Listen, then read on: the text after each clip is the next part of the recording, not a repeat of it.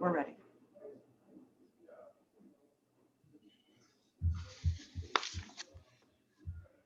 Are you recording? Yes, sir. Okay, thank you. I'd like to call to order the Tuesday, April 13th, 2021 Public Works Committee meeting. We'll do a roll call, please. Jenny Wook, council.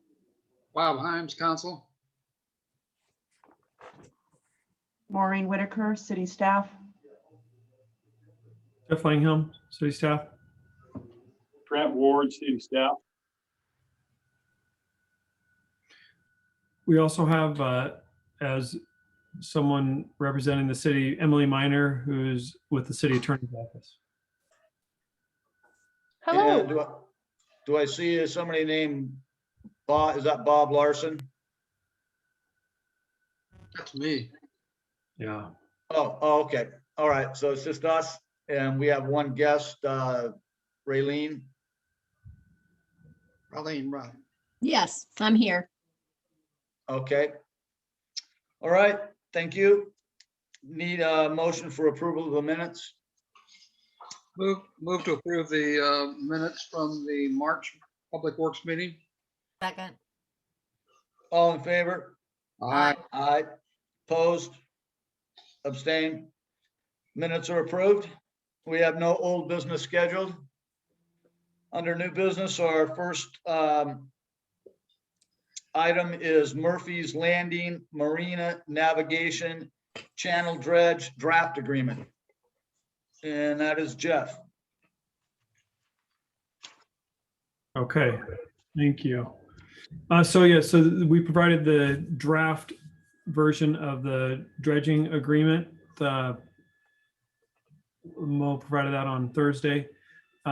As you know, this is an agreement that we've been talking about for a few years, whereby there has been some filling of the estuary coming out of Donkey Creek and the unnamed creek.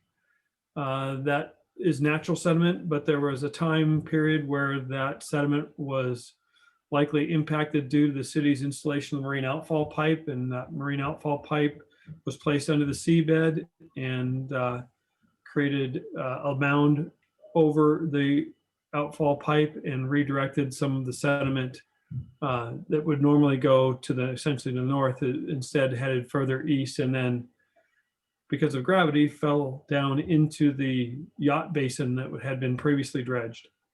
And so Murphy's Landing Marina has been talking to the city about this. The city and Murphy's Landing Marina came up with a verbal agreement a few years ago for the city to do the design and permitting of the dredging operation, and then hand that over to Murphy's Landing to actually perform and pay for the dredging. And so we are now at a point where we have the draft agreement for dredging, and it essentially just lays out what in detail the verbal agreements that were made previously. And so I'd be happy to answer any questions you have. I don't know if we want to go through one by one of each line on the dredging agreement.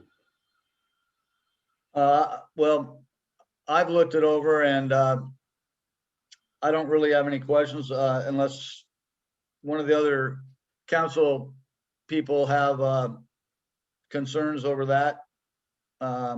My only question was, apparently it looks like it's going to be 66 days to get it through the permit process. I don't, I'm sorry, where did you see 66 days? Oh, On the CIP, on the very last page of the CIP. yeah, that was an estimate. Yes. We can't guarantee anything because it's mostly all federal permits. Just an estimate. Have you, because it looks like, at least from this CIP, that the construction looks like, and I'm assuming that this must have come from the representatives from Murphy's Landings, that they want to start this at the end of August. They want to start it as soon as possible. I'm assuming though, I have to wait and hear back from the federal agencies. I'm assuming that there's going to be a period each calendar year where they're not allowed to do any dredging. And I'm guessing that's from February 15th through July 15th. So, Right. Well, I mean, according to this, at least this scheduled timeline, it looks like and I'd like to try and get this put to bed by the end of the year, the way it looks on the timeline. So I'm sure Murphy's Landing is probably pretty anxious to get this behind them as well. yes, now, just to be clear on the CIP, and we'll go over that in a bit, I'm looking at the CIP now schedule. It shows the Murphy's Landing Marina Navigation Channel where we have the agreement in place, hopefully by the end of April. We'll do a consultant selection into May, and then design and permitting starts in June and ends in July of 2022. Oh, excuse me. Yeah, I'm looking at the marine outfall maintenance. That's a different project. Yes, And the long lead item there is the permitting. yes. Because other agencies are involved and we can't do anything about that, right? Right, yeah, we have no control over the federal permit process. Yeah. Councilmember Himes, you had a question? Yeah, actually not a question, just a comment. To me, the items on page 12, which is the responsibilities, is that's the big thing here. The city does the design, city does permitting. Murphy's Landing is responsible for the physical dredging itself and any future work after this relative to dredging of the marina. Mo, would you mind going down to page 2? I know Councilmember Himes, it looks like it's page 12, but the page formatting that was used on this is a line, straight up and down line. Fooled me. Yeah, so I think it was on right near the bottom of page 2. Yeah, Abilities under 2.2 or something. yeah, there it is, right there. It's those 4 ticks. Design, permitting, dredging, and future work. Right. And Murphy's Landing has seen this. It They may have be verbal form, I don't know. No, they have not seen this before. The first time they saw it was when it was submitted to them for this meeting. Okay, Yeah, but what I want to do is I want to make sure if there are any questions from the committee before we formally transmit it to Murphy's Landing for their review and signature.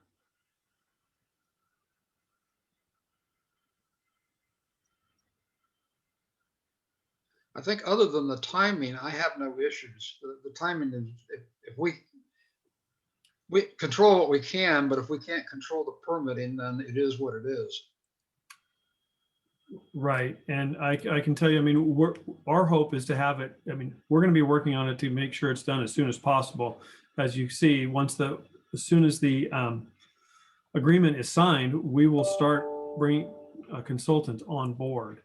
So, yeah. Well, that'd be good. And I don't have any questions on this either. All right. Very Okay. good. Okay, we will proceed to present this to Murphy's Landing and ask for their review and signature. Great. You don't need any vote or action by the committee? Just looking for comments because the council already asked us to embark on this. So we're just looking for comments, that's all. Very good.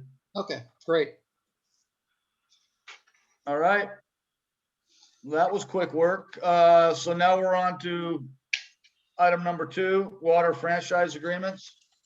Yes, and so I will give just a quick introduction on this and then hand it over to from the city attorney's office, Emily Miner. She is representing us on this item. So as noted in the memo to the Public Works Committee, we have had 2 water purveyors in the last year and a half, 2 years, approach the city and ask for water franchise agreements. These are water purveyors that have been long established in the city and they operate currently in our right of way. And we, the city had looked, I don't know, goodness, 8-9 years ago at putting together water franchise agreements for every water purveyor in the city that was not the city, and didn't receive much traction. And so with city council and administration at the time, wasn't a priority. So we kind of let it go, and now we have water purveyors asking for it, and staff supports franchise agreements with water purveyors. And it's common for most jurisdictions to have franchise agreements for the utilities that are located in their right of way. I can tell you that even the city's water system and sewer system that is outside of city limits, we have franchise agreements with Pierce County just for our own water sewer system.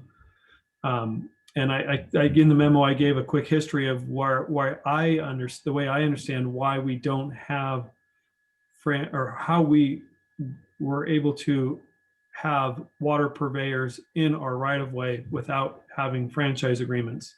And essentially it's because the water purveyors were pre-existing when the city annexed their service area.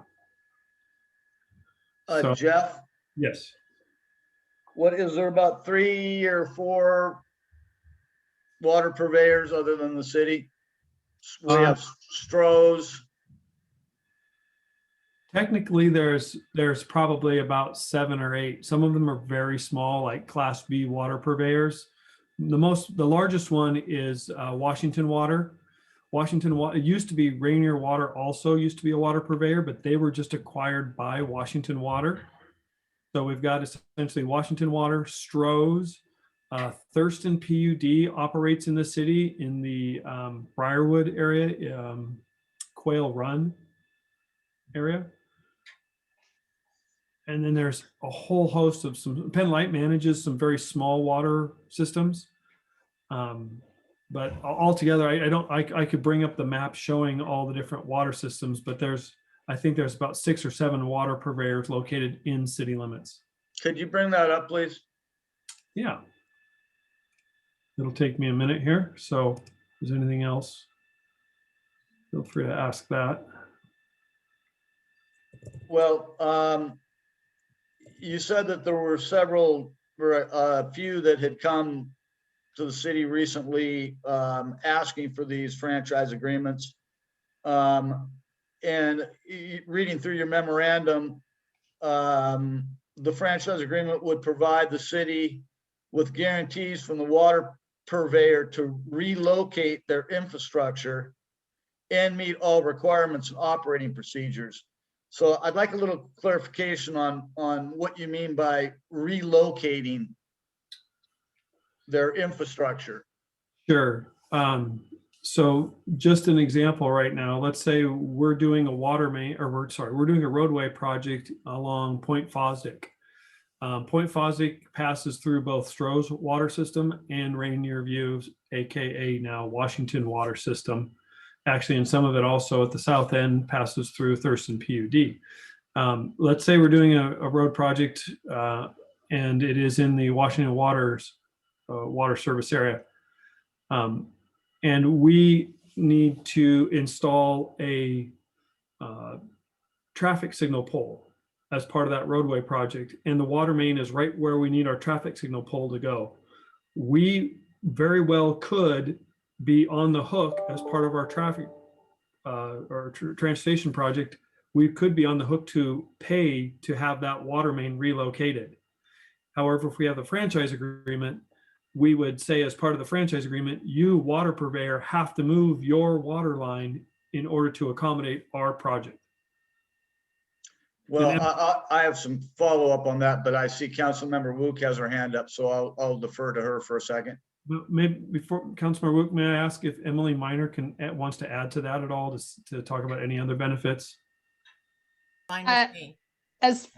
Thank you. And good afternoon, everyone. I'm happy to be here. Thanks for having me. No, I think Jeff very succinctly summarized the benefits of having a franchise. The big one is, again, the relocation.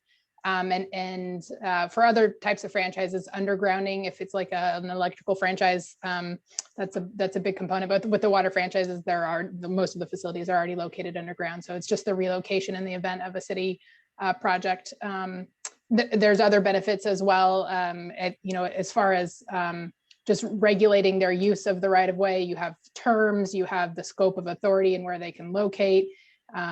Coordination of work, if there's other work that's going to be happening in the right of way, coordinating all of that. Allocation of costs is a really big one. And then you have, your typical contract provisions, breach, cure, termination, things like that. It's really a regulatory mechanism for the city and helps protect the city's interests while ensuring residents receive the utility services that are being provided. I'll hand it back over to Jeff. I think he was pulling up that map for y'all to take a look at, but I'm happy to answer any questions while we wait for that. I had a PowerPoint for you guys, but I can't show my screen and you can't see me. So unfortunately, we'll have to save that for another day. Go ahead, Councilmember Wu. Yes, do any of these other purveyors work with other cities, or are they just dedicated in providing water in Gig Harbor? Washington Water, I know, works with many other cities, and they're used to having water franchise agreements. We are one of the few cities they operate in that doesn't have a franchise agreement system for water, for their water system. And do we know how much water is available? I mean, are they going to run out? Is that a possibility? That's a totally separate process. That's through the water system or water utility coordination group that Pierce County manages. I forget the exact term. I'm blanking on the exact term, but it's Pierce County Coordinated Water System Plan and the Coordinated Water Purveyors. That's what it is. And its purpose is to? Its purpose is to coordinate and manage water resources and water purveyors and water service areas. So if one purveyor doesn't have enough water and another one has sufficient water, they could adjust, and Pierce County manages that across the entire county. And would not be part of our franchise agreement. Correct, it would not. Thank you. Yeah. I have Councilmember Himes, I was going to say I have the map open. Yeah, I had the same question that Councilmember Franich had. And I read that sentence, generally the franchise agreement would provide the city with guarantees from the water purveyor to relocate their infrastructure. I frankly thought we were going to say, hey, move it right now. Okay, it's going out of here. It's whatever we do, I guess in the actual agreement would be, if requested by the city, I think is what you're really saying. They must relocate if we request it. That's what I'm taking out of this. Yes, that's the intent of what the franchise agreement would say as part of the franchise agreement. Yeah. Okay.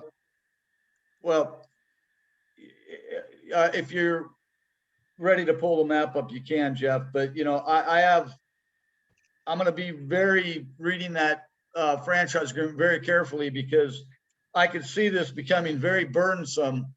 And the last thing I want to do is, for no good reason, raise the costs to the residents that are receiving water from these different purveyors for no good reason other than just, then we start getting into meeting all the requirements. So does that mean if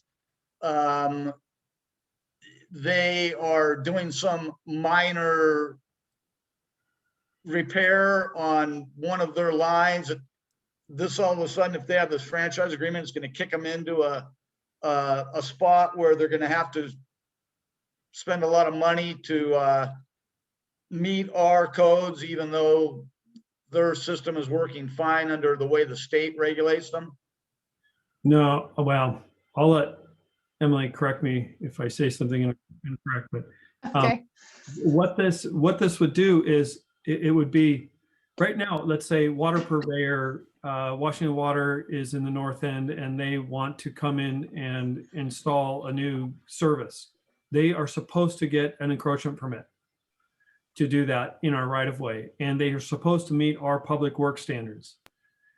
If they don't do that, then they're in violation of the chapter 12.02 related to encroachment permits. But that's all they're in violation of. All we can go after them is through code enforcement. If they do that and they have if they do that same work without an encroachment permit, and they're supposed, and per their encroachment permit, they're supposed to re-establish the roadway in accordance with our public works standards.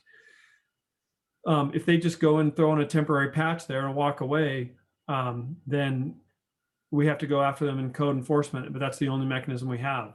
Whereas if they have a franchise agreement, then we have the ability to hold the franchise agreement over them to say that this is the reason, and not only the encroachment permits, but also the franchise agreement that says that you have to follow the city's public works standards for re-establishing the roadway.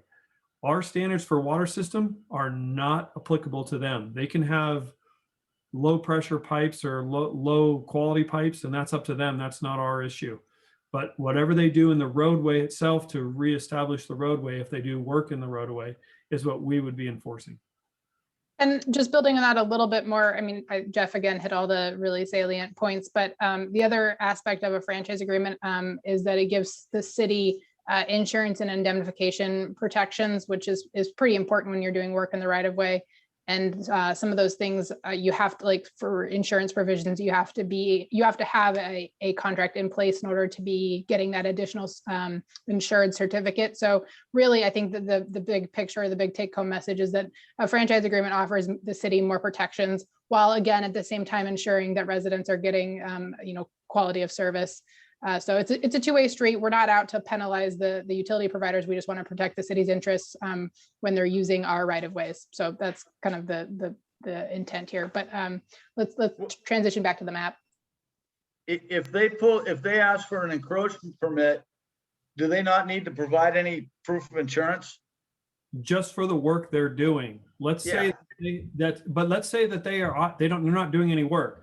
Let's say at the intersection, and this is a real life example that happened about 10 years ago.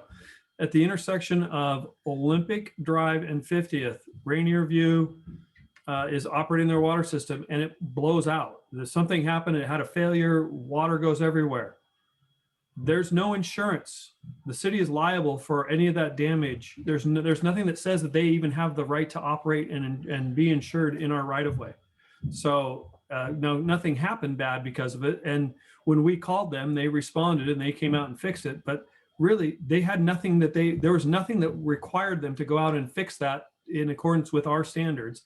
And if they would have, if a hydrant would have blown and would have created a sinkhole, there's a real large questions up in the air of who's responsible for what.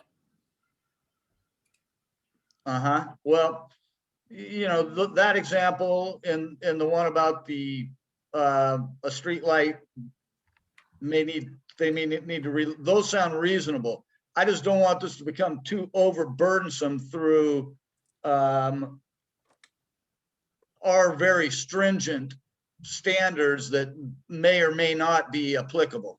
Well, the standards for the water system are not their standards. They have their own standards for their water system that Department of Health regulates. They don't have to abide or construct water system that meets our standards. They just have to reconstruct the roadway and protect the city's residents in accordance with what our standards are. Okay. Yeah, if you could go over this map a little bit. Sure. And it's a little hard to see. I wasn't able to recreate the colors, but this large dark green swath is City of Gig Harbor water service area. Every one of the other colors is technically another water system. So it's a huge patchwork quilt. Now that said, this water system here, and I'm not sure why it's not showing on my screen today, but yeah, it's not showing who the water purveyor is. Let me see if I zoom in if it will. No, but this water system and this water system are both managed by Washington Water.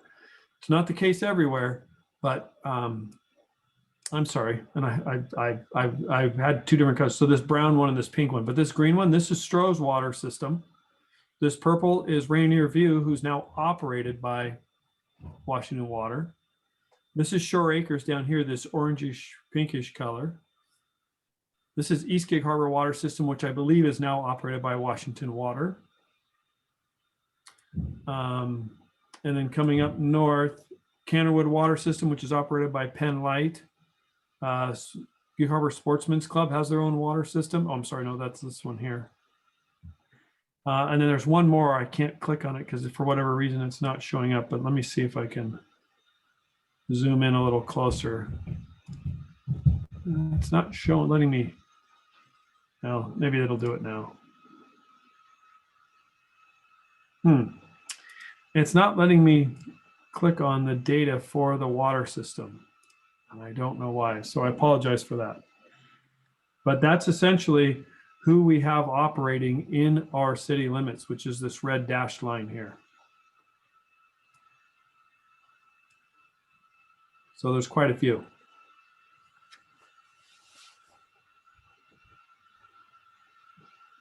Well, what is the timing on this? Well, as I said in the memo, the water purveyors approached us and said, hey, can we get a franchise agreement to operate in your city limits? And so what I would like to do is to make this presentation today, and I apologize, Emily, for you not being able to make your PowerPoint. Totally okay. But to make this presentation, to get input from the Public Works Committee, and then reach out to the water purveyors with the input from the Public Works Committee, and then start negotiating water franchise agreements with them. And then once we get a final draft ready, we can come to council with that. And I think I'm probably reading Councilmember Hymes's mind here. What kind of staff time is involved in this? Mostly it's city attorney time. So, water franchises have relatively standard provisions, and there's a lot of water franchises out there. So we're definitely not starting from scratch by any stretch of the imagination. So I would prepare, take one of the ones that we've done for another jurisdiction, tailor it for the situation in Gig Harbor, and then send it out for the water franchises to review, or the water providers, and then do some negotiation from there. I have a feeling that the sticking point would be cost recovery. We can certainly ask for our costs to be reimbursed, my costs to be reimbursed for the negotiation of the franchise. And then there's a couple variants on ongoing franchise fee costs. Currently the city does levy a 5% utility tax on water providers, and I understand that Washington Water specifically does pay that. There is also the possibility to seek a franchise fee either separately, like in addition to the utility tax, or in lieu of the utility tax. And then there's also a possibility of just charging a flat fee to cover administrative costs separate and apart from that utility tax or franchise fee. So there's a couple kind of variants. And if there are opinions about how we should proceed with that, I welcome them. Some cities also just use the franchise as a regulatory mechanism to get those things like the insurance indemnification provisions in place, but they don't seek any additional fees on top of that. So there's a couple ways that we can try and take this. And again, looking to you to give that direction. Well, for me personally, and you're kind of coming up with some of my fears of this becoming burdensome on, people that are paying these rates. I mean, because those costs are going to get passed on. So I don't, for me personally, I don't want to turn this into a money-making opportunity for the city. I'm skeptical about this whole thing to begin with. And I think it would be, I understand what you would want to, why you would want to come up with a draft on your own before you reach out to the water purveyors. But to me, it seems like it might be smarter in a more harmonious way to reach out to, because I have a feeling that some of the smaller providers are the ones that are going to have the problem with this from a cost standpoint. So I see the other council members have their hands up. I believe Councilmember Wook had her hand up first. So go ahead, Councilmember Wook. Thank you. Councilmember Himes had his hand up first. Okay, go ahead, Bob. Okay, thank you. Yeah, we've talked a lot about the advantages to the city in terms of the things that we get out of this situation. And then I say, gee, why would they come to us and say, we'd like to have a franchise agreement? Do we understand what their interests really are here? Well, first of all, let me say this. Councilmember Franich, your comment about a money-making operation for the city, we already collect that utility tax. The franchise agreement doesn't give us any additional rights to collect additional money on top of what we already collect. So there's not going to be any added burden to the customers than what's already there today. And then Councilmember Himes, to your question, the water purveyors already have a duty to serve the residents that are within their water service area, and that's outside of the city's control. My understanding from talking to Washington Water is that they want just a set of rules to go by, and they're used to operating within those set of rules, and they're nervous that they don't have a set of rules, and they want it written down so that it's equally known between the city and the water purveyor what's expected of them, instead of us just coming to them, because we could come to them and throw them an outlandish request a request that they might think is outlandish, and then they don't have anything to go by that says that they can or should say no to that. So they're looking for certainty in terms of the rules of the road here. Exactly. Yeah. Okay. Which is the same thing the city's looking for. Yeah. Okay. Councilmember Wook. So thank you. You know, I'm a little surprised that we haven't done this before, because it would seem that it's a safety issue and it's a responsible budgetary issue for anything that might happen. And really, if you do business with anybody, you should have it written down somewhere that both parties understand what's expected and the terms and the whole thing. So I think this is a really good idea that you're doing, that you're bringing forward. And I'm looking and interested to see what the purveyors have to say when it's negotiated with them. So yeah, thank you. You bet. So, and just to reiterate, I think I said this already, but staff tried to recommend to the council administration that we bring this forward 8 or 10 years ago, and there was no support for it. So we said no.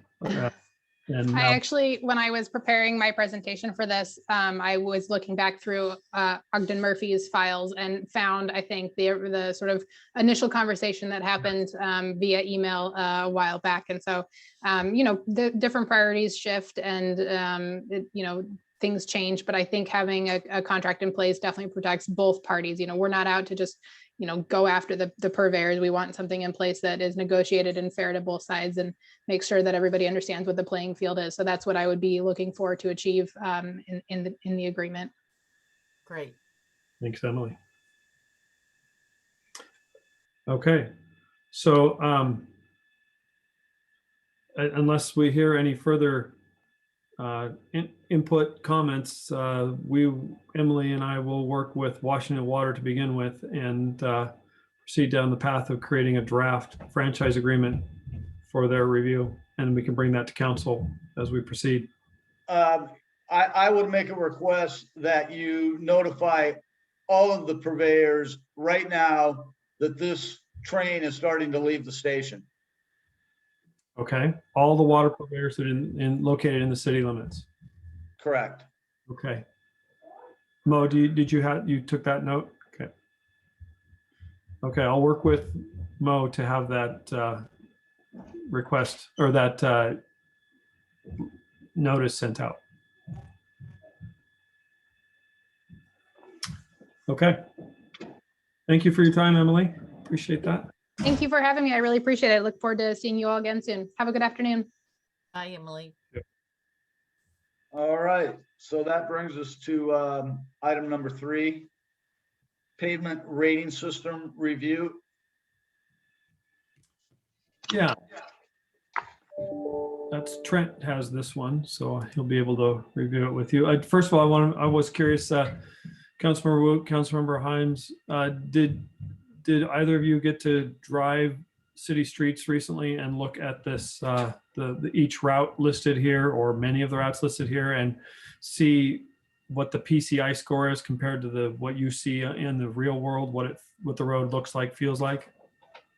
So I did. I looked at the ones mostly under 65, although I really did go into the PCI numbers of 70 and went below that. And I used a field map where possible. Briarwood doesn't work so well with a field map because its cellular service in Briarwood is really poor. But it's too bad I can't share my screen, so I could have shown you some of the areas I used that field map for. But it's a slick thing when there's no trees around, and it was interesting to see some streets that I thought should have gotten a lower score that got a higher score, and some streets that I had gotten a higher score that I thought, or had gotten a lower score, I thought it should have gotten a higher score. So it was an education. Thank you. Mhm. Yeah, I had when we discussed this several months ago, that you changed the format on the way the streets were listed, so it made it kind of difficult for me to. I've got a few streets that I'll make some comments on here as we progress, but that was kind of number one. And I guess my general question, Jeff, is did any of the numbers change from the original handout? Wait, sorry, this is Trent, and good afternoon, committee members. So the original handout, you mean that you were emailed from Marcos? The one that, from several months ago, where the first 3 pages all were 100, number 100. Oh, from last September. Yeah. No numbers have been updated since last September. And I apologize, this chart or this table that I provided attached to my little memo is it's sortable any way that a person wants. It's set up in Excel. It's a spreadsheet. So in this particular version of it that I attached to my memo, I just alphabetized it. And what it did is it took all the numbered streets and put them first. And you see by route number, street number, route name. The first one is 100th Street. It just picked whatever was number 1. And then you see it just numbers them consecutively in increasing order, and then starts with A and runs to Z. We can sort this any way you guys would like. I think your reference, Councilmember Franich, to last September is we sorted by PCI score from highest to lowest. Yeah, well, it seemed to me that there was like the first about 150 streets were all rated at 100, and just doing rough math on the way this last page was sorted, I only came up with about 82. Okay. But Councilmember Himes has his hand up, so go ahead, Bob. Yeah, I dug a little deeper, but by the way, as I've indicated before, I drive a Ford, so rough roads don't bother me. I can't distinguish rough and bad and good by ride feel and noise, vibration, and harshness. But I did analyze some of the data that's been presented, and rough numbers. We got about 496 street segments on these spreadsheets here, the 6 spreadsheets, and 21 of them are in the 45 to 65 PCI range. So we're talking a relative small percentage of streets that are in the, hey, you ought to do something, if you ought to consider something if you're below 65. And only 3 of them are in the 25 to 45 range. And only 3 of them are in the 25 or 24 or less range. So we're talking some fairly small numbers on these really bad ones. The other thing, and maybe this is implicit in your scoring system, is the ones that were really rough, or let's say below 45 in particular, they're all short streets or dead end or dead end streets. There's a lot of courts here, 45th Street Court, 38th Avenue Court, 345 feet long. Okay, it was rated 14. Hall Street had no data on it. 32nd Avenue is only 302 feet long. It was rated 32. Shailene Street, the segment that's below 45, is only 398 feet long. So my assumption, and I guess what I'm asking here is length or rating of road relative to arterial, neighborhood, dead end. Does that go into your thinking here too? It seems to appear in the data. Okay, I'm gonna put it that way. Yeah, it does not necessarily. Of course, the usage of the road, whether it's an arterial versus maybe a dead end short neighborhood road, the way that it's going to age obviously is different. Like a small or a short neighborhood road, it might have a score of less than 65, down 40, 30, 40 range. And it may have been that way historically for many, many years, and it likely can stay at that condition for quite a long time because it doesn't see the amount of vehicle trips that more significant arterial would. So that is accounted for in the algorithms, in the software that we're using. Okay. But the qualitative information that we input from our physical walk in the streets is the other significant factor. How much did it change from 2 years ago when we update the inputs? Okay. Just out of curiosity, do you have any idea? You're talking about change. I'm assuming that evaluators change too. Some of us age and other things. Do we have any idea? Are these differences in numbers, particularly at the higher end, the differences that we might see? How much of it do we think is just due to randomness of basically subjective evaluations, and how much of it is actually a change in the street? Yeah, well, we keep records from year to year as we're doing these walks.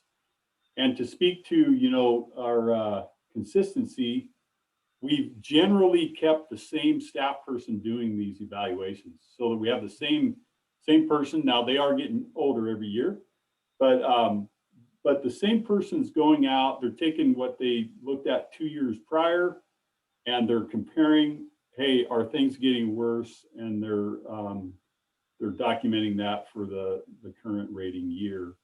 And I keep saying 2 years because I think as we discussed last year, and then again in my memo I presented, we're striving to evaluate every road in the city every other year. So every 2 years we're updating the information in the program. But we're trying to stay consistent. We have had a couple of inspectors assist over time, but generally speaking, in my time here at the city, it's been the same staff person doing these evals. Okay, thank you. That's great. And overall, my comment was if you broke it down into those ranges of PCI ratings, actually overall it looks extremely good. At least that was my conclusion. Called wow, with only a few under the under the 65 out of, let's say a total of roughly 500, that's not bad at all. 21 of those rascals, 27 if you include all the stuff down in the mud, but the stuff in the mud is these dead end streets. Overall, it looks pretty good. Well, Councilmember Himes, following up from that comment, I know when Trent goes to regional meetings with other city engineers, Gig Harbor, when we talk about pavement ratings and we talk about pavement condition, Gig Harbor is usually right at the very top of everyone's list, and that shows in our pavement condition index. A lot of places don't have the revenue sources we do, for example, hospital benefit zone. So we have much better roads than most jurisdictions around us. Great. In my memo, I threw a little attaboy to council and staff to that effect, what Jeff just mentioned.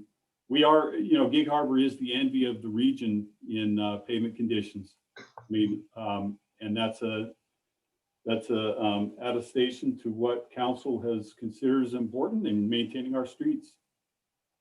Well, I'll make some comments, but go ahead, Councilmember Wu.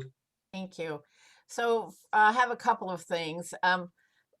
First of all, what is the goal here that we're doing this today? What is the reason that we're here looking at, or that we've gone out to look at the streets? What do you want from us? It was a request from Councilmember Franich. Okay. So I found it interesting then that somebody mentioned the hospital benefit zone, because as I was driving around, to me, Briarwood is in dire need of some road work. And I wonder if we consider, do we consider whether it's a court? Do we consider whether it's a neighborhood? Do we consider whether it's Point Fosdick? How do you decide which streets that need pavement work? Trent, do you want to answer that? Sure. There's I know last September we talked about the particular roads that were budgeted for this year for the 2021 pavement maintenance project. But to get to your question more directly, the PCI rating matrix is really an entry point, and there's a lot of factors beyond a PCI that should be considered when looking at what streets should we do some pavement maintenance on. Like I mentioned a few minutes ago, some local streets, neighborhood streets that have very low volumes of traffic and no heavy truck traffic, they a lot of times are fine to not do a maintenance project on, even though their PCI number might be a little bit low in comparison to others. So this PCI of 65 is kind of an entry point for the city to say, well, what streets are falling under 65? But then at the same time, what are the failure modes? Are the cracks the same as they've been for 10 years, or are they getting worse? Is there a lot of traffic there? Is degradation happening quickly? Lots of other factors need to be considered besides just the PCI. It's just that we need some mechanism to help us inventory the condition and the state of the pavement throughout the city to help us to prioritize where we should focus our dollars. And furthermore, depending on funding sources, if we do have arterial roads that need work, they're eligible for state and federal monies. Local streets are not.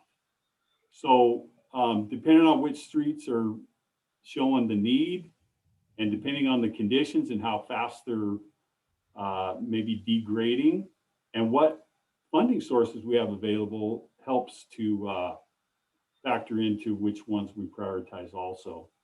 And I know that's a lot of talking around in circles, but that's the bottom line is we need to respond to the most important roadways for the greatest amount of degradation, considering what funding we can apply to them. Okay, thank you. And I know I called you on Friday, so thank you. And I sent you a photograph, so thanks for that comment as well. Oh, you're welcome. Hall Street, I guess. I'm not sure why it got such a low rating. It is a short street and it's in good shape to me. I'm sorry that my screen is not working because I did take a photo of it. Why does it have such a low rating? Yeah, I don't know if Jeff has something to say on that. I have not been on that street myself, so I need to go look at it. I don't know. It's been a very long time since I've looked at that, and I couldn't tell you, Councilmember Wook. Where is that road, Councilmember Wu? It's off of North Harbor View. There's an Alzheimer place there. And, you know, it's before Vernhardsen and after, and it's between Peacock and Vernhardsen. And what did you think the condition of it was? I thought it was in very good condition.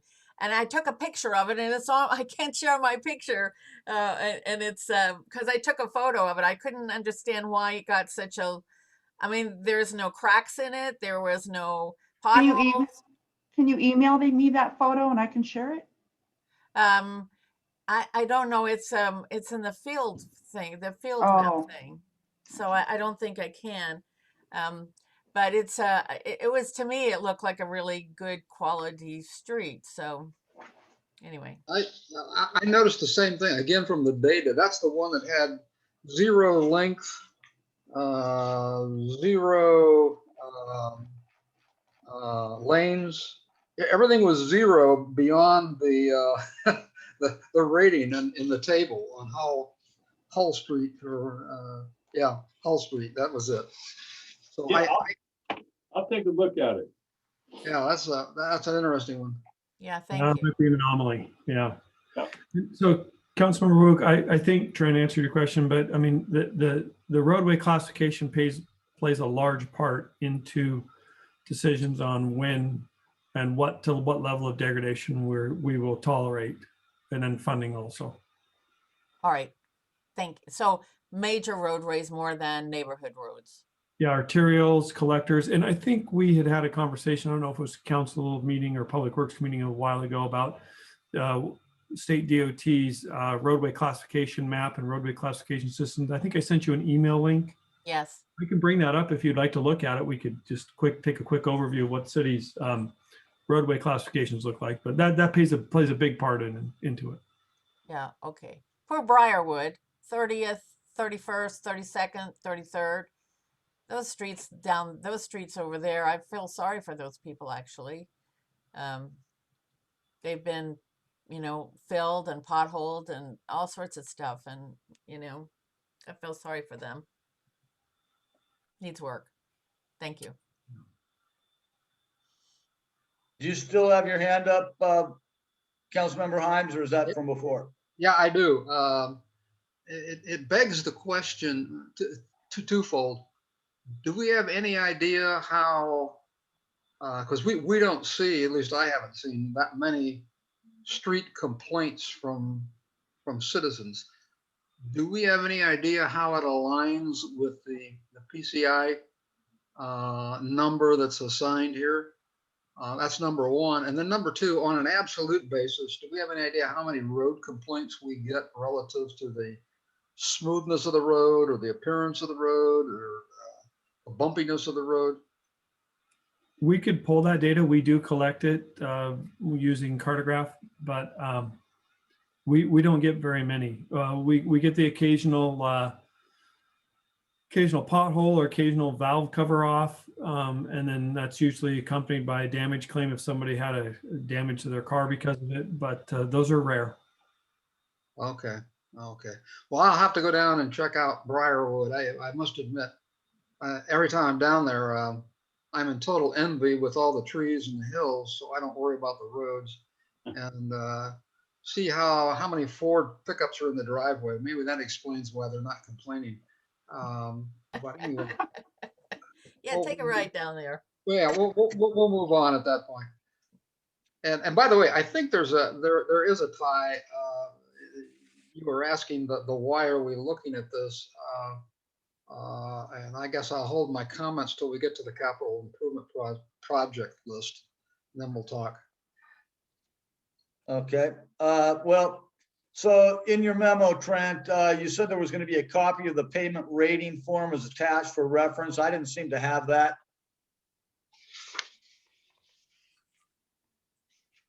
The payment rating form, Yeah,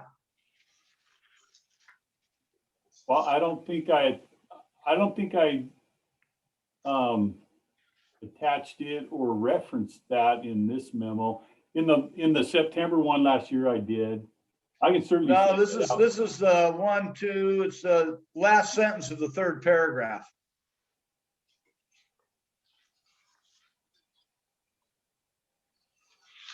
Oh, sure enough. See, I carried that over from that September memo. I apologize. I did not include that. Okay, But so it was kind of referenced earlier about criteria.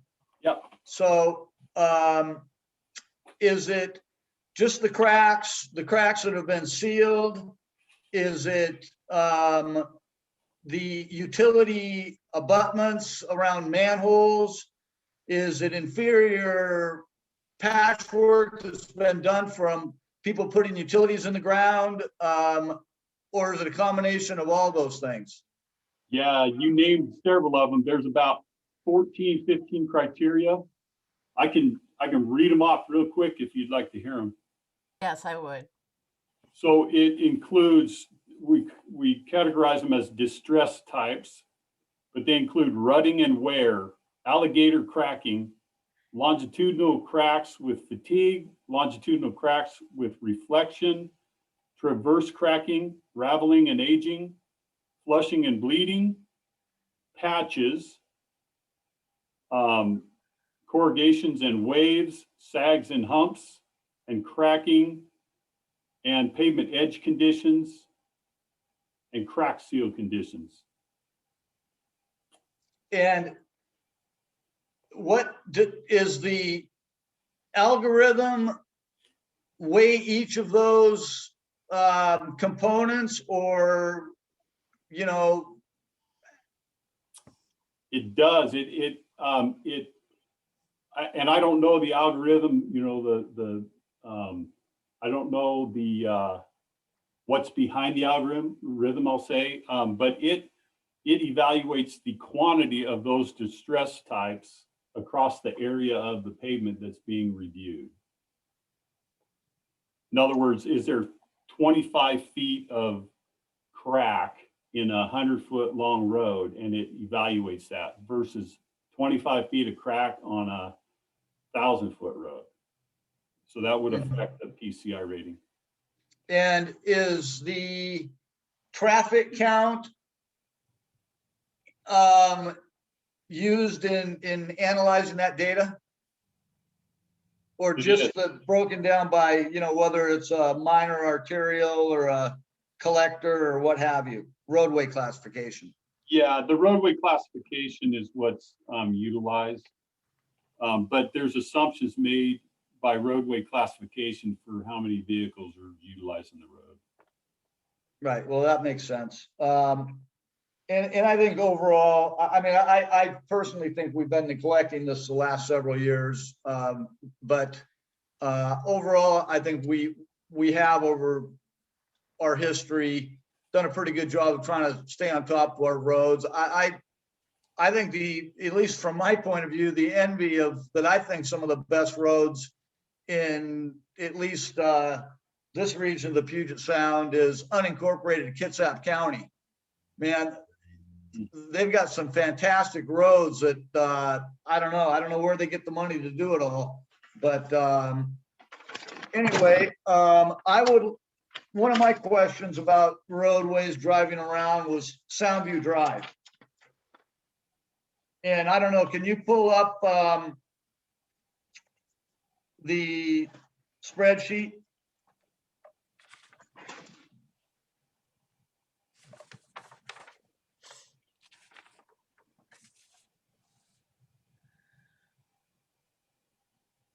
There you go.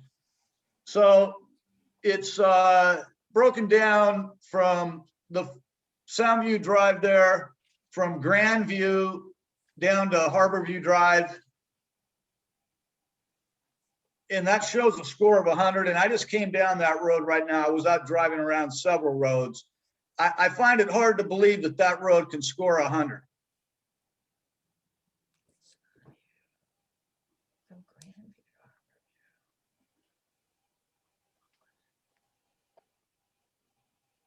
Hello? Which section are, okay, the Grandview to Harborview section? That'd be the lower, kind of the lower half of Soundview. I mean, and for that matter, the section from Hunt to Grandview, you know, the next segment up the hill going towards Hunt at 99.93, that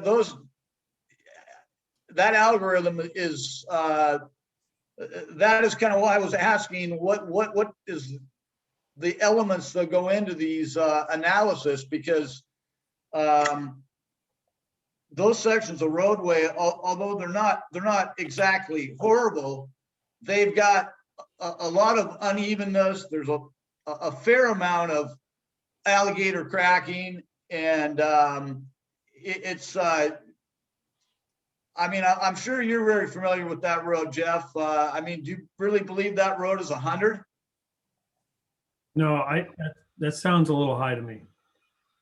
I would have put it just off the cuff. I would have put it in the upper 80s, lower 90s. Yeah. Well,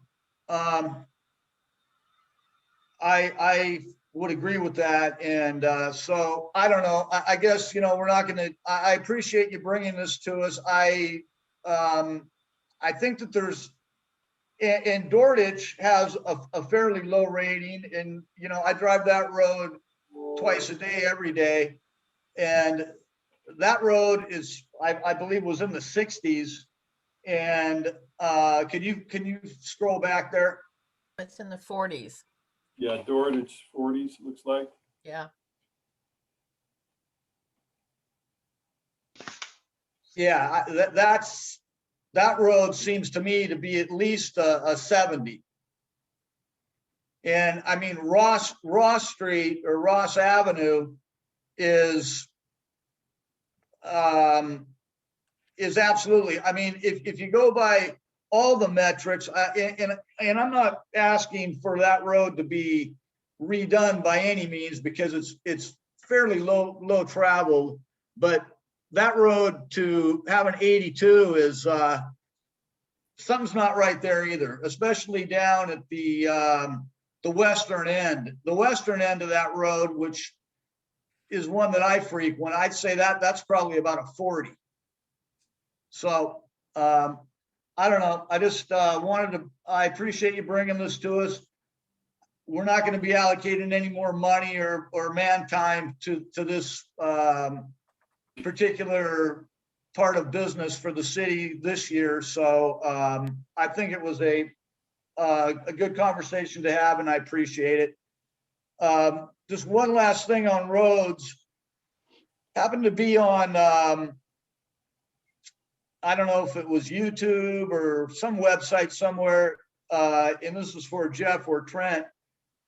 And I don't know how this came up on my computer screen, but they were demonstrating a technique to patch potholes where they had a blowtorch deal, a propane torch, and they were heating the road surface up, and then they were dropping these white, I don't know what the composition of the material was, but there were these little white, almost like worms. And then they heated those worms up, and they turned black, and it smoothed that road out completely. Are you familiar with any of those techniques? I'm not. No. No, I'm not. What state were they in? Do you know? No, it was just, you know, I don't know if it was on YouTube or a pop-up on Facebook. It was really phenomenal. You know, and you know, you can't even believe what you see nowadays with what's going on with CGI, but it Yeah. was pretty impressive. And I don't know how much it would cost to do that, but I will try and find that and at least get you guys the information, because maybe it is a cost-effective way to try and take care of potholes. Okay, Thank you. Well, if there's nothing further on this subject, I think we can move on. Are you, the Councilmember Luke and Councilmember Himes? Yeah, I'm fine. And fine. well, I see Bob Larson has his hand up.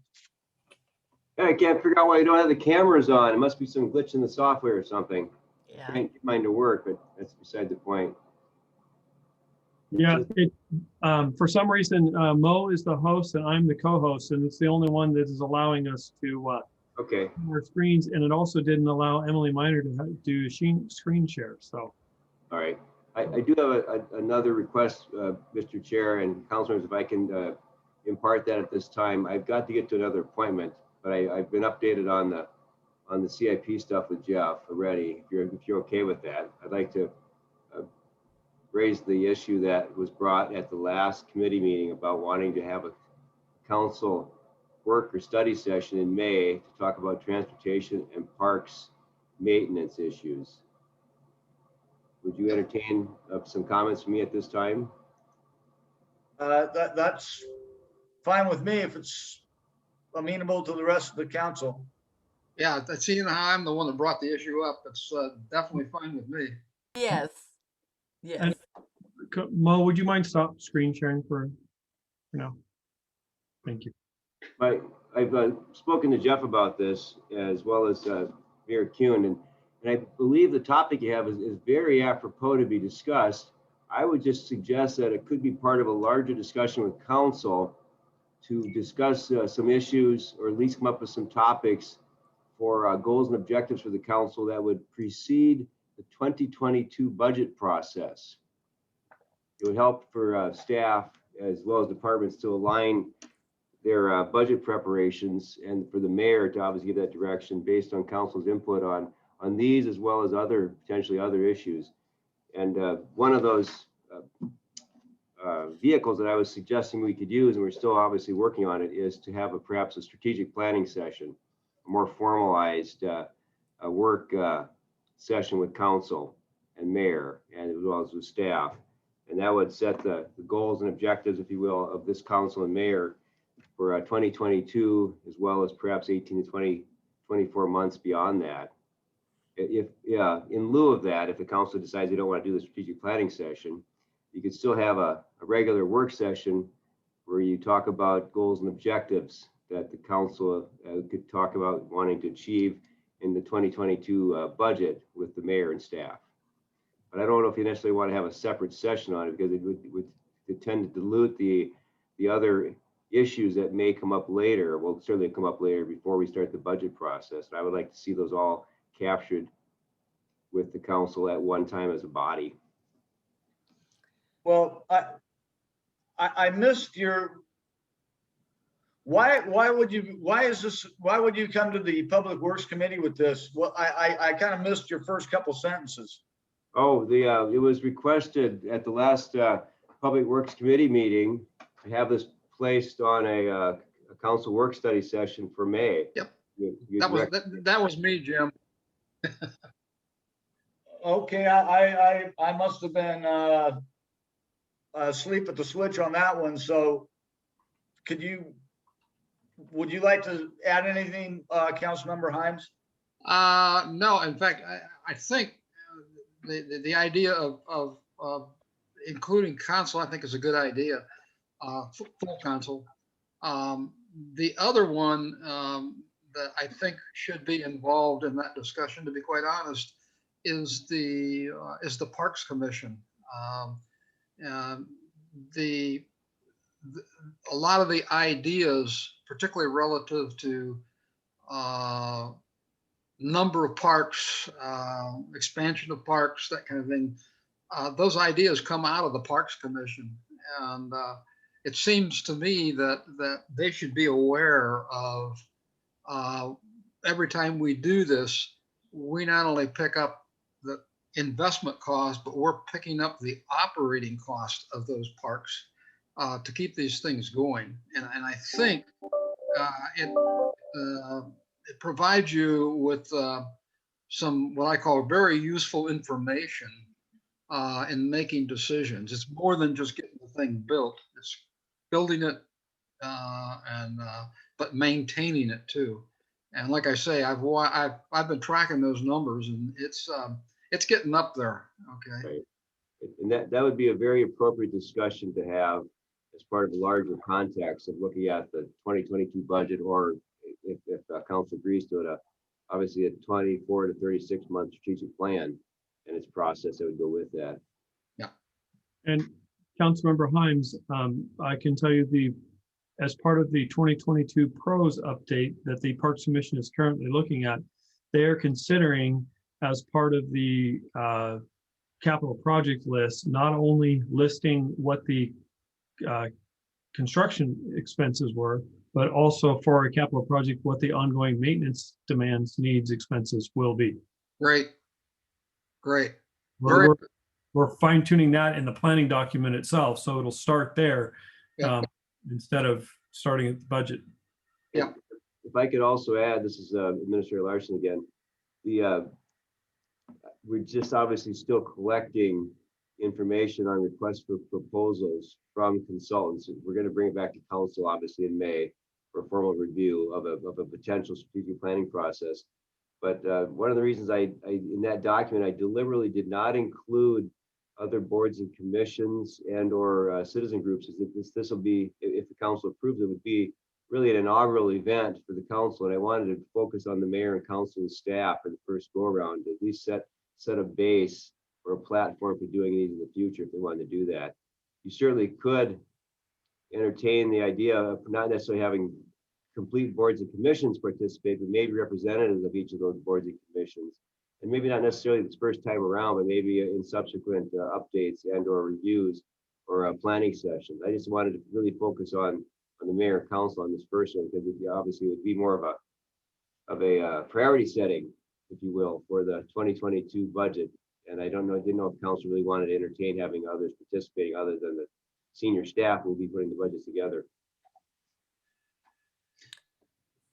That's an interesting proposal. I actually, I understand. Yeah, you want to have some containable level of participation, but I also feel that some of the commissions and council are not necessarily on the same page strategically. That's precisely why I wanted to potentially avoid any conflict, if you will, by having them invited, and then there's unreasonable expectations that we couldn't necessarily manage that well. Yeah. So, well, it may be good and it may be bad. If everybody's on the same page, maybe we can get some appreciation of they can get some appreciation of council's limitations, and we can get some better understanding of their limitations and capabilities. And from that standpoint, I think it would be helpful. What is the appropriate time? I don't know. Right. I think, yeah, it certainly would be the notion of the mayor and, or excuse me, the council in concert with the mayor to decide those things. And you certainly could provide for one of the sessions to include those groups, depending on how you want to go about, if you want to do a strategic planning. It's not a one-time deal. You'd have to do a couple different sessions. The mayor and council would have to be interviewed.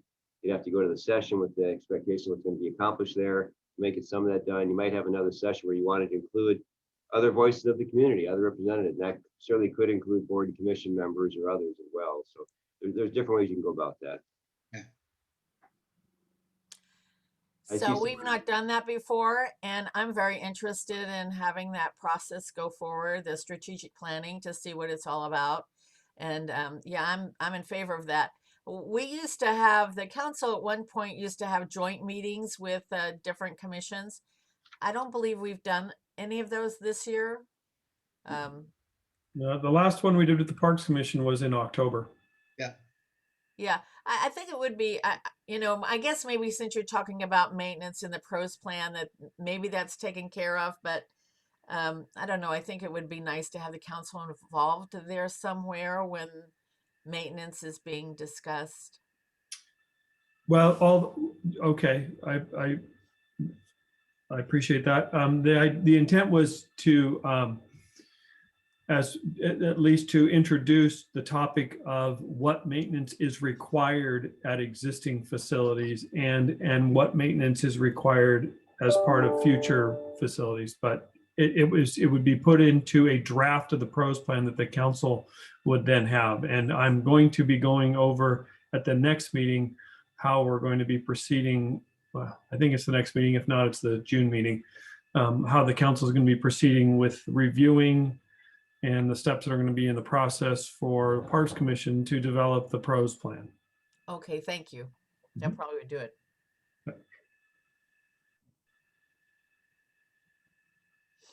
So if I could ask, would this committee be okay if we were to perhaps defer the planning for a council study session on these two topics of transportation and the parks maintenance until you decide on whether or not you want to have the strategic planning session?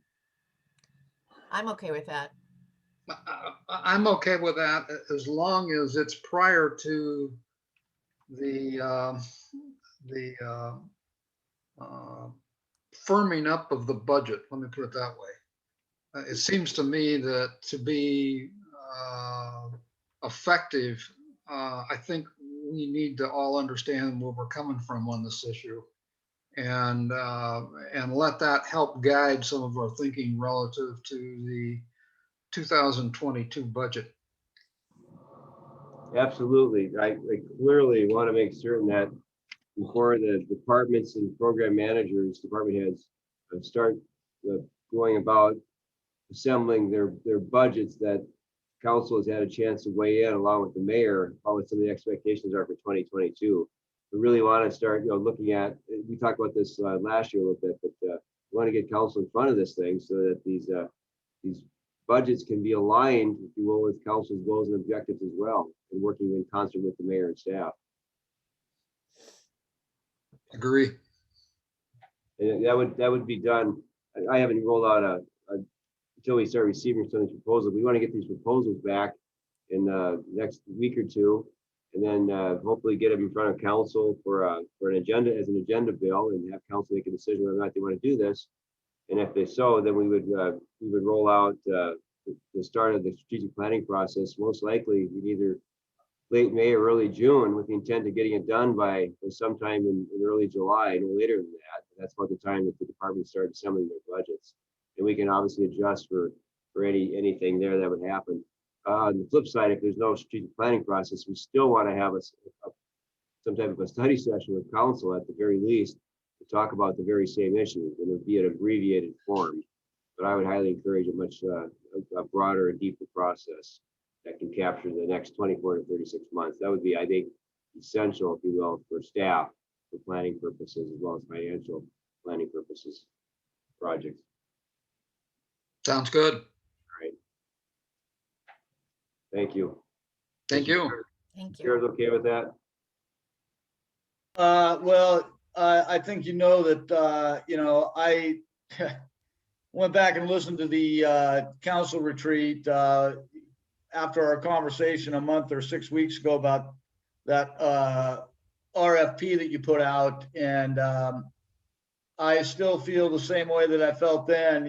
If I'm glad that we staff hadn't been going down the road of some sort of long-term strategic plan that was enacted by the last administration and council, because we would have been in for a real train wreck, at least from where I think Gig Harbor needs to go. So yeah, I'm a little bit skeptical about trying to set long-range goals like that, because if the train starts leaving the track, and if it's not on the right track, you're gonna have a train wreck. So Right. No, my what I was referring to, and I should have been a bit clearer, is the process we would take to get to a decision point, not necessarily, is it going to be a strategic planning process or not? What are the merits? But I still, obviously, one way or the other, would want to obviously get together with council and the mayor and staff prior to the budget process for 2022 and talk about this thing. So it's just a matter of which form that might take. But, Yeah, well, I support the latter for sure. I think that's a good idea before this year's budget. One or the other. I just want to make sure we're clear about that. That I would not necessarily bring this back then as a May study session item. Well, I'm still concerned with what's going to come out of that RFP that you put out for your strategic plan, because we talked about it. You said it was a lot more narrow, but the way I read it, it was very broad, and it looked like about $300,000 to $500,000 to me to get it done. So. Oh, clearly not. No, I can refute that immediately, and I don't need to be disrespectful here, but no, that kind of a process. We're talking about a short range goal here of 2 to 3 years, and generally that I can't tell you how much it'll cost, but nowhere near 6 figures. I would expect to be in the perhaps maybe the low 5 figures, but I can't speculate on that. But I want to make sure we're clear that that's we have to get the proposals back first. But that's a decision point for council to make at that point. Okay. We'll bring an agenda bill and we'll respond to council accordingly. All right. Thank you. So I have another question while Mr. Larson's here. Do you have time, Bob? Yes, go ahead. Okay. I want to make sure, because we're going to have a new mayor next year. We could have new council members. So as Councilmember Franich referred to before, if we do something through into 23, I don't want to hamstring the new mayor and the new council that's coming on board. So whatever we do, I want to make sure that it's not written in stone. Yes, and I can go into a little more detail. What you normally would have is some broader themes of goals. Say it's transportation or economic development or attainable housing. And then you would put some objectives onto that. The goals themselves are similar to what I would call a comprehensive plan, but it's much shorter term. It's more immediate, and your objectives would fit the bill, so to speak. You're looking at, what are we going to work on the next 12, 24 months, specifically on these types of things. And so the objectives would be more immediate, and they would have some type of a timeline attached to them, whereby then staff would run those through and then maybe report back to council. But yeah, those objectives could necessarily be changed from one council to the next, but the broader goals are more community supported, and obviously they're general themes, and you wouldn't necessarily want to switch a goal from transportation infrastructure to something else. I mean, I think that generally you could agree that we need to have discussion about transportation infrastructure and the more immediate needs. So I think it would augment what's already being done here. And same thing with if you want to look at attainable housing or whatever it might be. I'm just throwing out obviously suggestions. Sure. I'm not suggesting what they should be, but that's Okay. what typically communities do. Yeah, and it's always, you always want to fine tune these things as you go from year to year, because you want to be able to pivot, you want to be flexible, and you want to be resilient. And I think that's a pretty common practice for council, just to look at it every year to make sure, are we on the right track? Are we going where we thought we were going? And if you need to, you can change those objectives. Well, Okay. I echo council members' concern. Yeah, absolutely. I get. I- Understand. Yeah, let me jump in there, seeing how I was the one that put this thing on the table. Our process right now is upside down. We firm up the budget before the end of the prior year, and then in January or February, we have a treat on what do we want to do. But in terms of the lineup of resources and everything, we're pretty well locked into the budget. And the only way we can invent anything new is we have to tear up the budget, okay? Which we've been usually somewhat adverse to doing that, okay?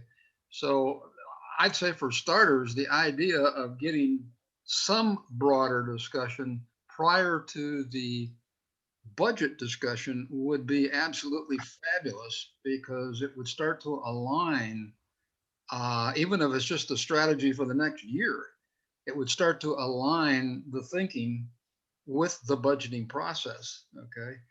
'Cause right now, they're, in many cases, they're not aligned.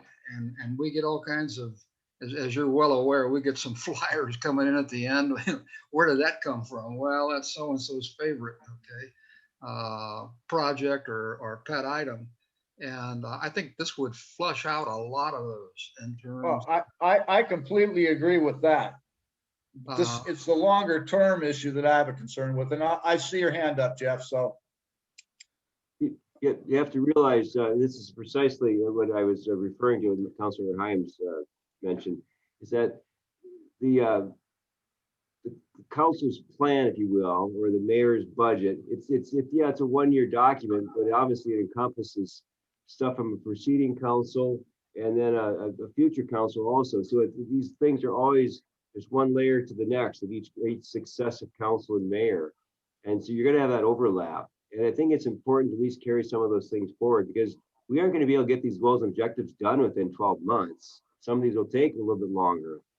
Could take up to 18 months, could be a 24-month strategy, depending on what the size of these and complexities are. So you can't be captured within, well, I'll say, a calendar year. And I think that's why it's very important that councils build upon one another, each successive council.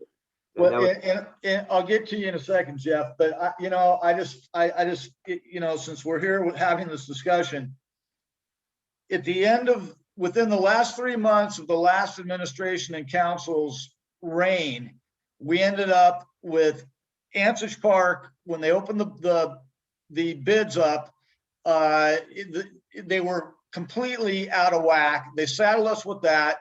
They bought the sports complex property. The 28th of December of the year they were going out, we had to deal with that. And I just, I don't think that's fair to future councils. So I'll leave it at that. And go ahead, Jeff.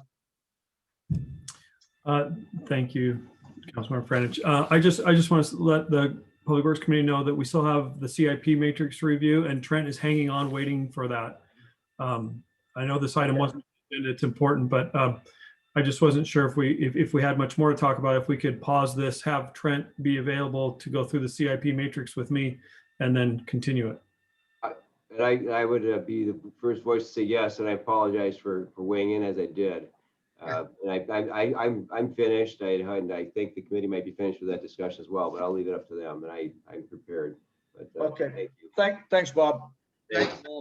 Take care. Have a great day, everybody, and a great week. Bye. Take care. Sorry about that, Jeff. Okay, just Trent's on overtime now, or has been for 30 minutes. Hurry it up, Trent, because you know how I feel about that. I hear you loud and clear. He probably started at 6:30 anyway, so probably started his day on overtime. So I just was going to share the CIP matrix. You've probably seen the CIP matrix that was provided as part of the packet, but I just wanted to go through that real quick. So this is updated. Oh, hold it. I'm halfway through tier 1. Sorry, I was scrolling through while you were talking. Okay, so we're at tier 1. I hope I'm at tier 1. Yeah. And so I want to make a highlight. This has been updated. Trent and I updated this week and a half ago, 2 weeks ago. And I noted what I think I captured. I highlighted the cells that we updated from the previous review so that you can see what has changed. So that's highlighted in yellow. So I was just going to scroll through these and just ask you to stop me if you have any questions on these. So did they change for the better or the worse? I'd have to go back and look, but most of them have changed for the worse. Meaning, and I'm assuming what you mean, Councilmember Francis, are they now later? Yes. Yes, I think almost all of them, if not all of them, have been changed to later. Now, I wanted to start the discussion by saying, though, where we are with staffing. A lot of this has to do with staffing. You may not be aware, but we have now lost another employee in engineering. One of our primary person, Amy Longren, who does all of our private development review, who's our anchor for all private development review, has submitted her resignation. Her last day is April 30th. Oh.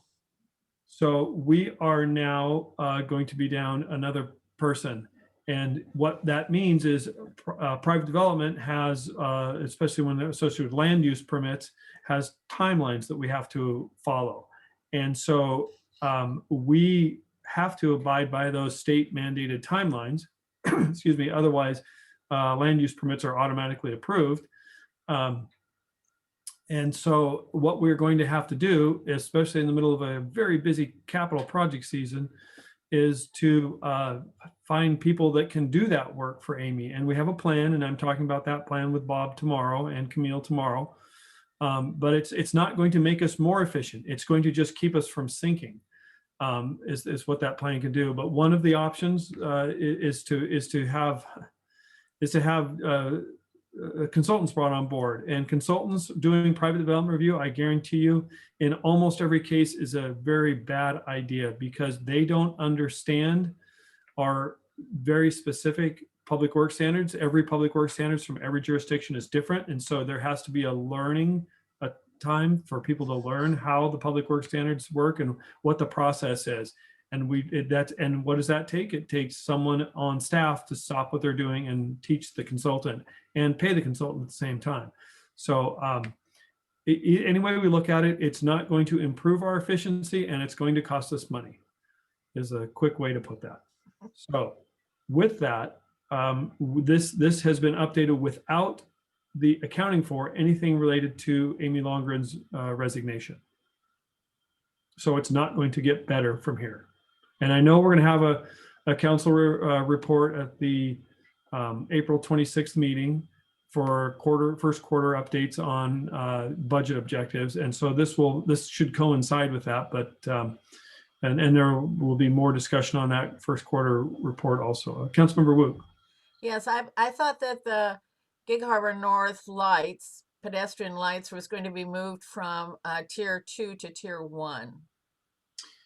If it hasn't, that's my fault, and I will get it moved to from tier 2 to tier 1, because there's something else that actually needs to be moved from tier 3, I think it is, to tier 2. So, all right, thank you. Yeah, Mo, would you mind capturing that? And let's see where that is. So, okay. Edinburgh Brick House rehabilitation, because of the heat pump, because of the chimney, that's moved out to at least the end of May. Community Paddlers Dock, that's moved out a little bit. We were hoping to be at the hearing examiner in April. We're now at the hearing examiner in May. So that's pushed out bid award by, I think, 2 or 3 weeks.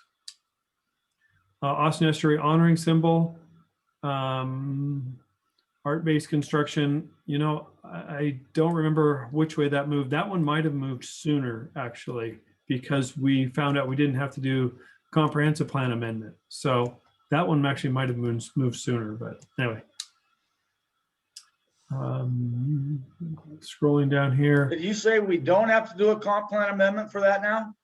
Right. I found out from Katrina that we didn't think we had to do a comp plan, and then we were told we need to do a comp plan, and then planning came back and said, no, never mind, you don't have to do a comp plan amendment. Well, that's huge. That should save a lot of time. It hopefully will. But the comp plan amendment was already in process as of, I think it was February. So and we still have to go through the SMP process. So the SMP process is the most time consuming, and that is still here, up here, SMP.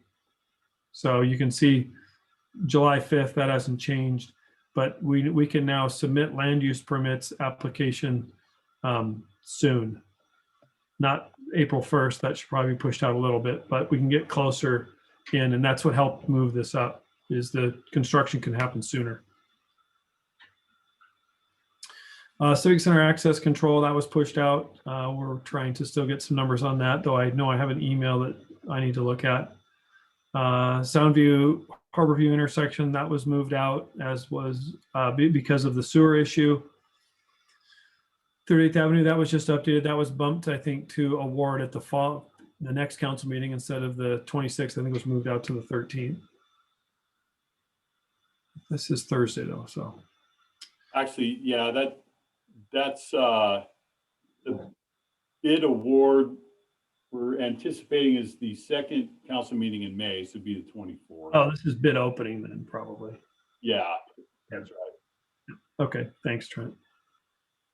Emergency water intertie, that was extended out further, I believe. Yes. Water compound was just corrected. We're still waiting for Department of Health comments, so it was just pushed out. We're waiting for those comments to be submitted. Lift station 6, just trying to track to design. We're still anticipating and getting out to construction later this year, but it was just reassessed for having a more detailed plan. And then same thing with lift station 12. And the marine outfall maintenance, that's separate from what we had talked about previously at the Murphy's Landing Marina. But yeah, that was adjusted slightly.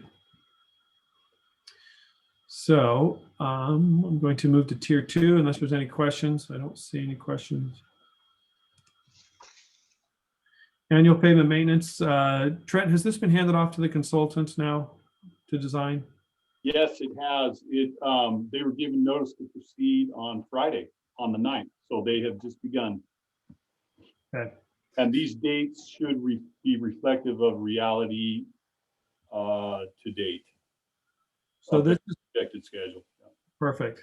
Thank you. So this is, so actually, Mo, if you can make a note, annual pavement maintenance and pedestrian crossing should both be moved from tier 2 to tier 1 since we're underway with them now. And the annual pavement maintenance project is one that Josh Gilchrist had been working on, but since he left us, we've handed this now off, as Trent said, to Parametrics, who's the on-call engineering consultant for this year. And I know we budgeted $250,000. It's likely because of adding this project and another one that they will likely exceed that, but we'll be back to council later this year to let you know where we are and what we anticipate the new total amount to be. Pavement maintenance, we're still on track. We had listed a few timelines in here, but you can see we're still on track to have construction start in June. And this anticipated construction date is to final completion, not to or physical completion, not to substantial completion. So we hope to have the crosswalks in place before school starts Labor Day, but we give construction timelines all the way to the end of final physical completion. So that's still on track. Still on track, yeah. Thank you. Yeah, and that's the one you were asking about, Councilmember Wu. Yes. Yeah, that one, actually, just a quick update. We received 30% design on Monday for that project, and we're meeting with the consultant next Wednesday, and then they have a quick turnaround to go to 90%. So we're pushing them really hard on getting this design done and meet these timelines. Thank you so much. Yeah, I guess along that same line, this is really a big item in terms of the timing of it. And I was looking at the Peninsula School District schedule, and they're going to be opening on the 7th of September, which is the day after Labor Day. And well, I'd sure love to see that number up there instead of Thursday 9:30, something more like 9/1. Okay. Well, Councilor Himes, let me remind you that 9/30 date is physical completion. That's what we schedule off of, not substantial completion. Substantial completion means the items are in place and operational. What it can be outstanding between substantial completion and physical completion are things like paperwork, things like punch list items, like do they have all the caps on some cover facade type items. And so, but the intent is that the majority of the work will be done, and our goal is to have substantial completion done in time for the start of school. Let me then ask the question, in terms of when would it be essentially fully operational? No bugs, everything's checked out, all the paperwork's done, quality checks, cycling, whatever you do with these systems to make sure they're actually doing what they're supposed to be doing, and all the sign-offs are complete. Everything said and done would be, we anticipate September 30th. Okay.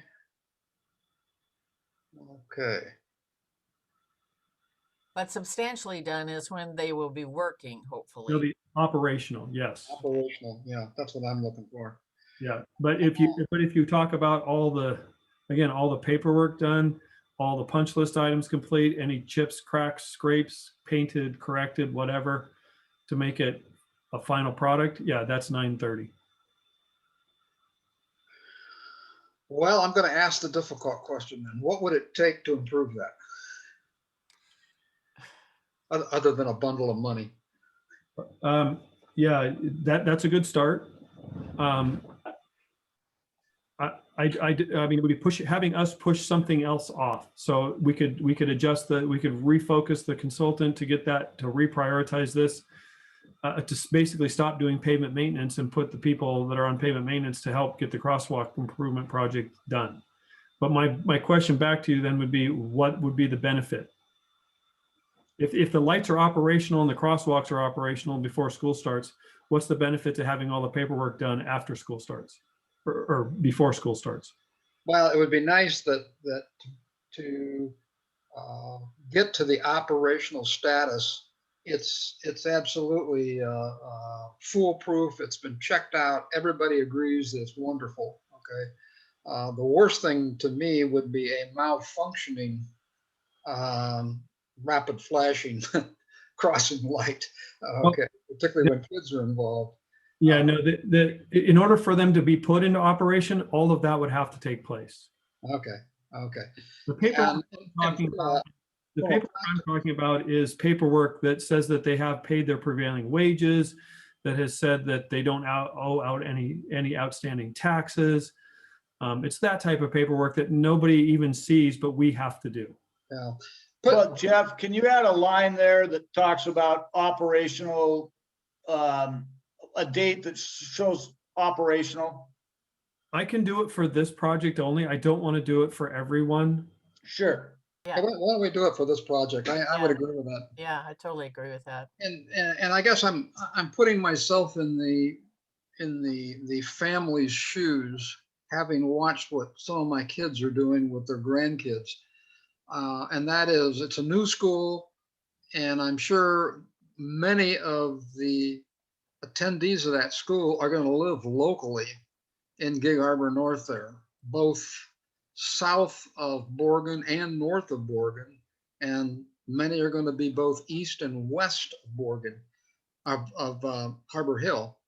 But the people west of Harbor Hill and the people north of Borgen are, I think, going to be looking for a high confidence way for their kids to cross Borgen. And for those west of Harbor Hill, they're going to be looking for a confident way to get across Harbor Hill. And right now, those embedded in the pavement, dim flashing lights that nobody knows why those things are on. In fact, most people don't even notice them from what I've seen. I don't think we're going to cut it, to be quite honest. And I think this is going to become a fairly emotional issue with some people. I think that staff knows that this is important to the whole council to get this accomplished. Is that correct, Jeff? Yes, definitely know it's important. We've heard it. We have told the consultant that we are on schedule to get it operational before school starts. Yeah. Okay. Thank you. Yeah. And if there's anything that to pick up on your other item, Colin, if there's anything that says, hey, from a priority standpoint, something's got to give, get back to us immediately.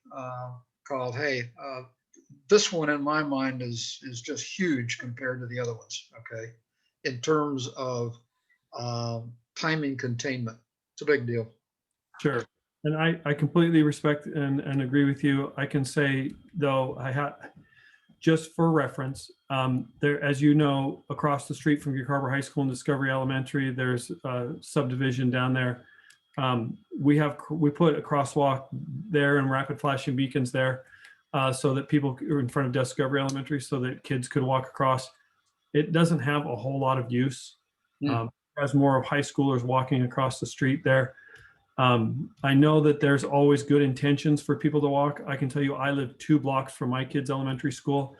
All of my neighbors, except for us, drive their kids to school 2 blocks across through residential streets. And I want to be able to provide that. And I know that the city can, and this project will provide that.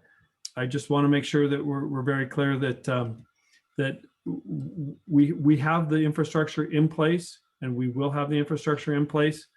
But the unfortunate reality is that most people drive their kids. And I would completely agree with you. Unfortunately, that's the case, Jeff. But I think for this issue, especially for this committee and the council in general, this is something that we really want to see get done. I know you're working on it. So if you could just, as Councilmember Heim said, if anything comes up where it's not going to be operational, let us know. But, you know, the punch list items, the paperwork items is superfluous to them working properly. So Right. Right. just if you can get a line in here, so over the next several months, we can follow that we're on base or we're on track for them to be operational, functioning properly by the first week in September. I think it would be greatly appreciated. Will do. Absolutely. Thank you. Moving down to the Stinson Avenue slip lining, that project was pushed out a little bit further into the year. It's okay as long as we continue to have low flows. And then same thing with slip lining at Mountain View Place. That's just it's a staffing issue to try and get staff and the consultant to get on board. It was supposed to be, correct me if I'm wrong, that was supposed to be an in-house design, wasn't it? It was, yeah. Yeah, so we pushed it out. We were going to have to bring a consultant on board to do that work. And we do those two together, the sewer slip lining and the storm slip lining. Why? Well, I won't ask the question because I know Trent's on overtime. So let's. I'd be happy to answer on overtime. Yeah. My question can wait. Thank you. Okay. All right. So that's tier 1, tier 2. We will get this updated to move those projects that are in tier 2 into tier 1. And we'll have a bigger discussion of Q1 report on April 26th. Councilmember Luke. Thank you. This is a different subject. I've had a number of emails about the corner of North Harborview and Vernhardsen. And is it feasible to put a roundabout there at all? It is feasible. It's not. There could be grade changes and we might have to do some right-of-way acquisition, but it is feasible. Mhm.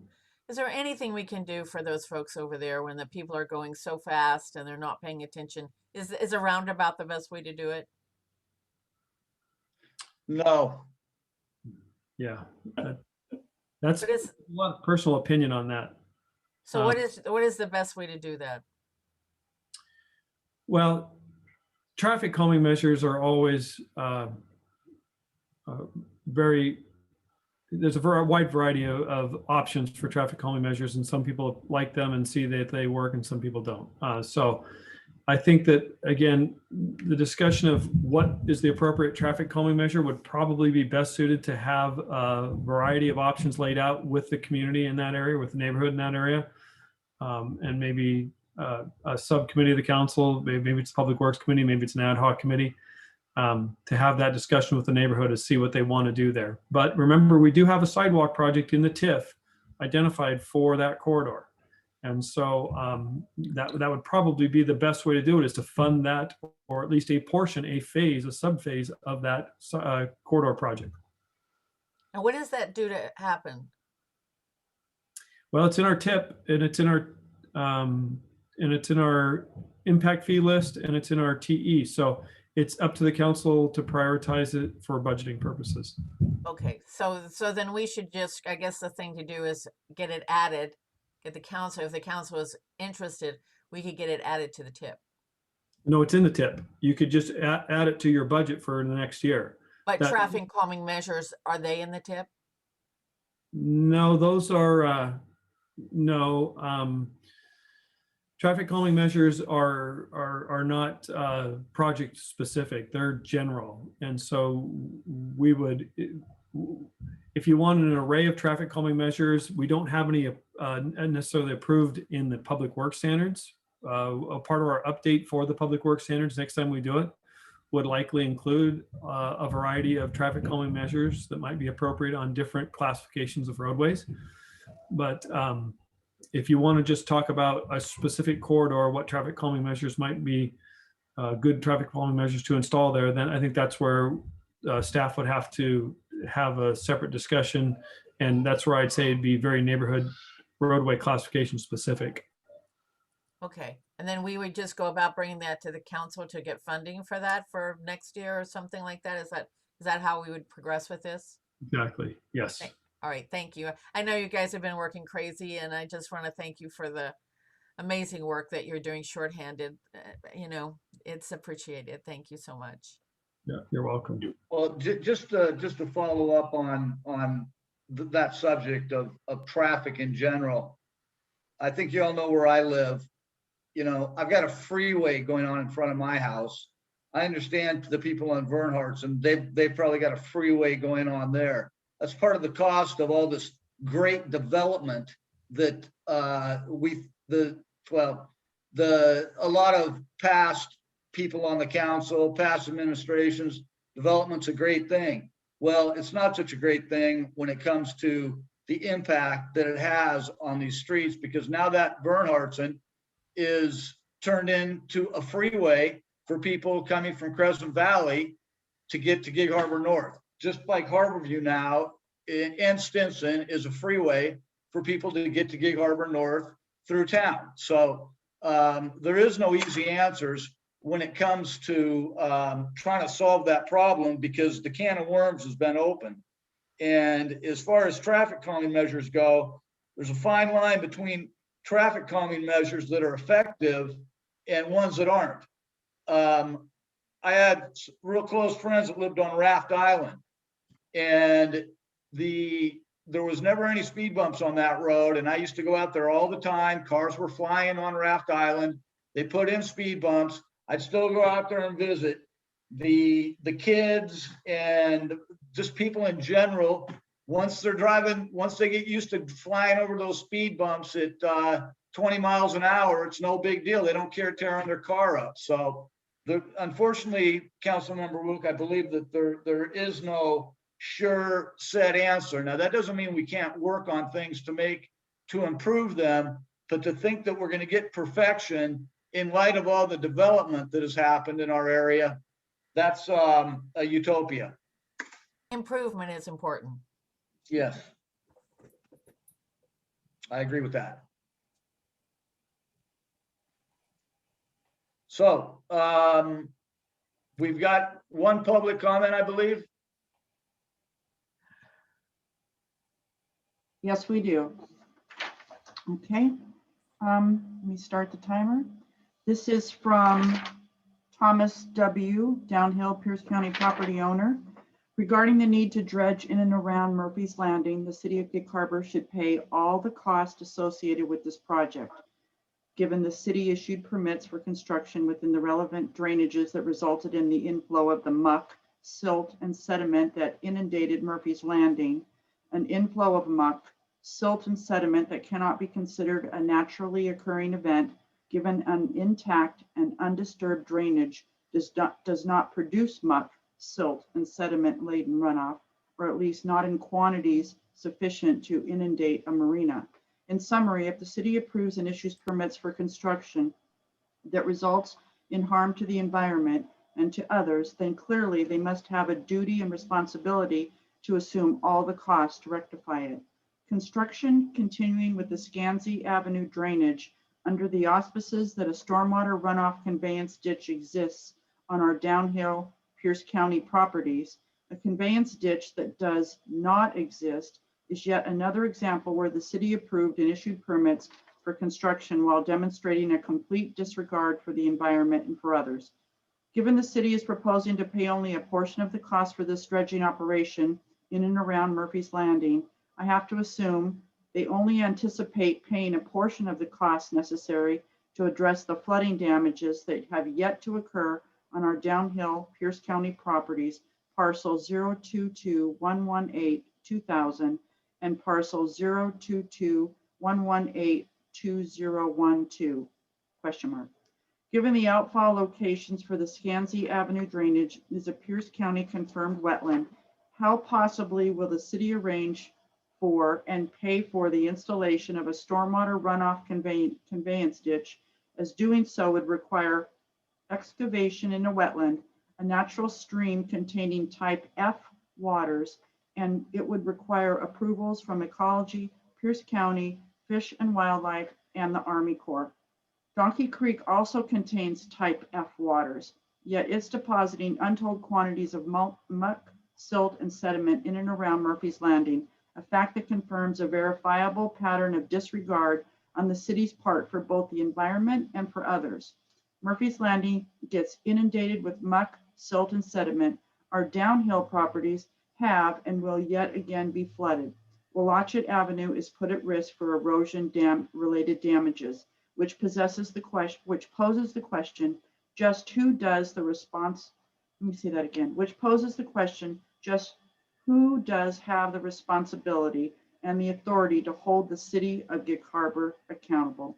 Respectfully, Thomas W.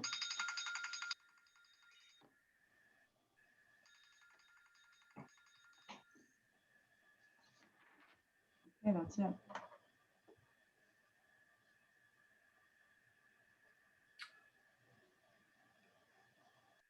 Oh, I think we lost Councilmember Franich. Did we lose Jim Frenich? I think so. Okay, Jenny, this is our big moment. Whoa! I'm going to move to adjourn. I'm gonna second that. Okay, all those in favor? Aye. Aye. Thanks, everybody. Okay, thank you. Bye. Thanks, bye.